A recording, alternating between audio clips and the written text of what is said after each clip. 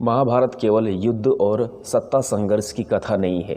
ये धर्म, न्याय, भक्ति और साहस के आदर्शों का अद्भुत ग्रंथ है। इसमें कुरुवंश की पीढ़ियों की कहानी के साथ साथ कई महानायकों की आध्यात्मिक यात्रा का वर्णन भी मिलता है।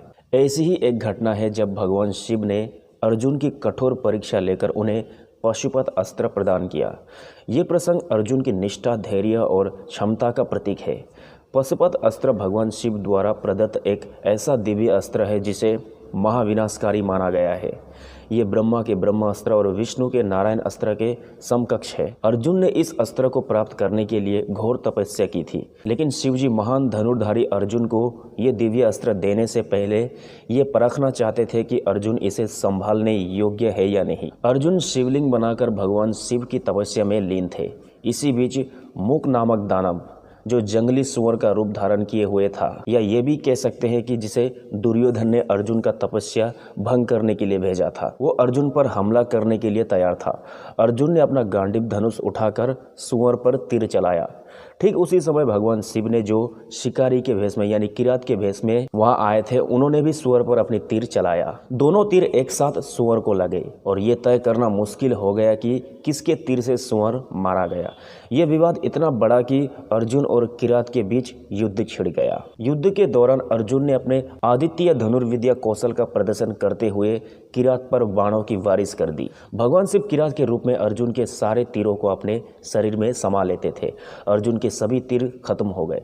तब उन्होंने गांडीव धनुष से प्रहार किया, लेकिन शिवजी उसे भी अपने अंदर समा गए। जब सभी अस्त्र शस्त्र विफल हो गए तो अर्जुन ने पेड़ों, चट्टानों और मुक्कों से प्रहार किया, लेकिन उनका कोई प्रभाव नहीं पड़ा। भगवान शिव के प्रहार से अर्जुन बेहोश हो गए। जब अर्जुन को होश आया तो उन्होंने भगवान शिव की शिवलिंग पर फूलों की माला चढ़ाई।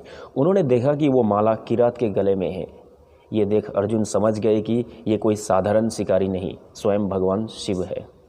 अर्जुन ने शिवजी के चरणों में गिरकर क्षमा मांगी और उनकी स्तुति की। भगवान शिव ने अपने वास्तविक रूप में प्रकट होकर अर्जुन की भक्ति, साहस और दृढ़ संकल्प की प्रशंसा की। इसके बाद शिवजी ने अर्जुन को पाशुपत अस्त्र प्रदान किया और उसे उपयोग करने की विधि भी सिखाई। इस प्रसंग का महत्व ये है कि भगवान शिव ने अर्जुन की परीक्षा लेकर ये सुनिश्चित किया कि वो दिव्य अस्त्र का सही उपयोग कर पाएंगे। ये प्रसंग हमें ये सिखाता है कि धैर्य, समर्पण और ईश्वर पर अटूट विश्वास से हर कठिनाई को पार किया जा सकता है। अर्जुन और भगवान शिव का ये प्रसंग महाभारत के सबसे प्रेरणादायक और आध्यात्मिक प्रसंगों में से एक है। ये कथा न केवल अर्जुन के साहस और भक्ति को दर्शाती है, बल्कि ये भी सिखाती है कि ईश्वर अपने भक्तों की परीक्षा लेकर उन्हें उनके प्रयासों का फल प्रदान करते हैं।